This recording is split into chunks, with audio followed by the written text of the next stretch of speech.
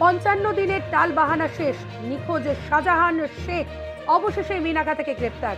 আজকেই আনা হবে তাকে বসিরহাট কোর্টে। তাই নিরাপত্তার কেরাটোপে মুড়ে ফেলা হয়েছে আদালত চত্বর। কারণ শেখ শাহজাহানের অনুগামীরা এবং বিক্ষুব্ধকারীরা উভয়ই হাজির হতে পারে সেখানে, এবং সেখানে আইন শৃঙ্খলার অবনতি হতে পারে। এই আশঙ্কার কারণেই সকাল থেকেই নিরাপত্তার দিকটা নজর রেখেই অতিরিক্ত পুলিশের বন্দোবস্ত করেছে প্রশাসন।